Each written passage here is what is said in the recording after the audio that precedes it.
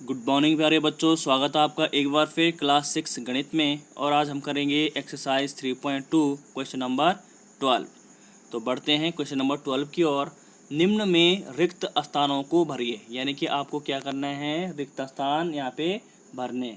ठीक है, तो पहला जो इसका पार्ट है, ए पार्ट है, वो बोल रहा आपसे वहाँ संख्या जिसके केवल 2 गुणनखंड हो डैश कहलाती है। प्यारे बच्चों, जो ए है आपका, उसमें पूछा जा रहा है आपसे कि वो संख्या बतानी है जिसके सिर्फ 2 गुणनखंड हो। जिसके सिर्फ 2 ही गुणनखंड होते हैं वो कौन सी संख्या कहलाती है? तो आपको पता है वो कौन सी संख्या कहलाएगी? अभाज्य। क्या बोलते हैं उसे? अभाज्य संख्या। क्या बोलते हैं? अभाज्य संख्या। ये मैंने आपको बता रहा, क्योंकि जो अभाज्य संख्या होती है यानी जो प्राइम नंबर्स होते हैं उनके सिर्फ 2 ही गुणनखंड होते हैं। कौन कौन से? एक होता है एक, और एक होता है खुद संख्या, दूसरा क्या होता है? संख्या। ये तो बताया था आपको। ठीक है, क्लियर है? तो इस यहाँ पे क्या आ जाएगा आपका? अभाज्य संख्या। दूसरा है आपके पास वहाँ संख्या जिसके 2 से अधिक गुणनखंड हो डैश कहलाती है। ठीक है, तो जिसके 2 से अधिक गुणनखंड हो उसे हम क्या बोलते हैं? उसका आंसर होगा आपका, आपको पता है, भाज्य।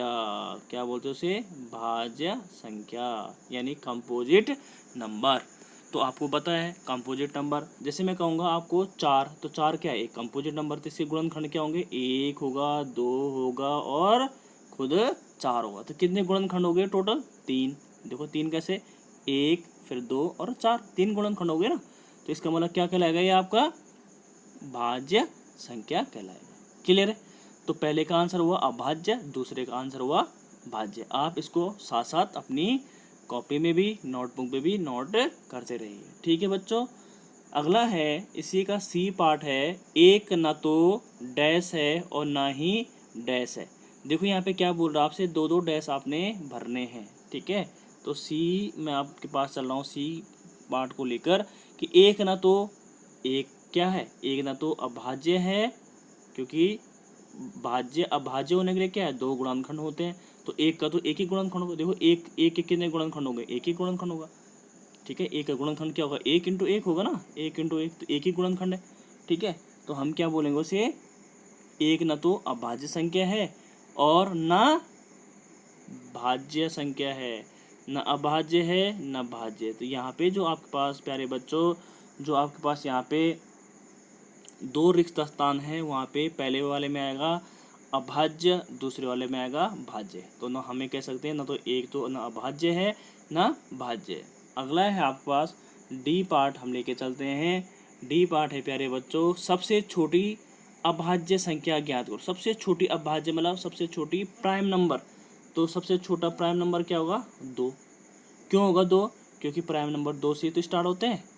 एक एक से स्टार्ट क्यों नहीं होता है ना? तो एक हम, इसलिए तो हमने इससे पहले वाले पार्ट में कहा था कि एक न तो अभाज्य है न भाज्य। तो सबसे छोटा जो आपके पास अभाज्य संख्या है वो 2 है, क्योंकि उसके बाद कौन सी संख्या आती है अभाज्य में? 3 आता है आपका, 5 आता है, 7 आता है, 11 आता है। लेकिन ये तो उससे बड़ी है ना, तो सबसे छोटी बोल रहा हो, तो सबसे छोटी क्या होगी? 2 होगी। तो इसका आंसर जो डी का आंसर होगा वो होगा 2।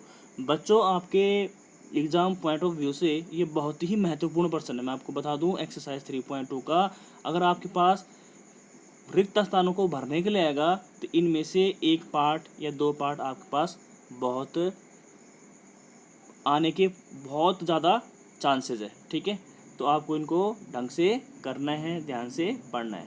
ई पार्ट की ओर बढ़ते हैं। ई पार्ट है सबसे छोटी भाज्य संख्या, यानी सबसे छोटी कंपोजिट नंबर। तो सबसे छोटी भाज्य संख्या क्या होती है? 4।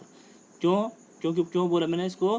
क्योंकि भाज्य संख्या वो होती है जिसके एक से ज़्यादा गुणनखंड होते हैं। तो जैसे आपको पता है 4 के क्या होते हैं? 1 2 4। इसके टोटल गुणनखंड कितने हुए? 3। ठीक है, और सबसे छोटी है। देखो इससे पहले 3, इससे पहले क्या था? 4 से पहले क्या था? 3। तो उसको नहीं बोल सकता ना अभाज्य, क्योंकि 3 क्या है? एक अभाज्य संख्या है। 2 खुद क्या है? अभाज्य संख्या, आपको पता है। क्लियर है? तो बढ़ते हैं, आपके पास है अब एफ पार्ट। कौन सा पार्ट? एफ पार्ट क्या है प्यारे बच्चों? देखिए एफ पार्ट है आपके पास सबसे छोटी सम संख्या। तो सबसे छोटी सम संख्या क्या होती है? 2, क्योंकि सम संख्या कहाँ से स्टार्ट होती है?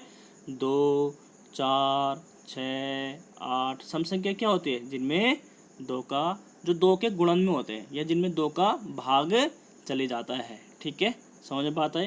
तो ये आपके सारे क्या होंगे, इससे आगे भी है, ऐसे मत सोचते सर ने यहीं तक लिखा है तो भाई 10 तक ही होंगे, 10, 12, 14, 16 ये सब चलता रहेगा ऐसे। ठीक है, तो दो के गुणन में आएंगे या जिनमें दो का भाग आसानी से चले जाता है। तो होप कि बच्चों ये आपको ये वाला जो कॉन्सेप्ट था ये आपको क्लियर हुआ होगा, ये क्वेश्चन आपको अच्छे से आया होगा, मैं ऐसी उम्मीद करता हूँ। तो अगर आप पहली बार चैनल को देख रहे हैं तो इसको ज़रूर सब्सक्राइब करिएगा ताकि आपको नई नई वीडियो मिलती रहे। और इस वीडियो को बच्चों लाइक और सब्सक्राइब करना ना भूलेगा। Thank you so much.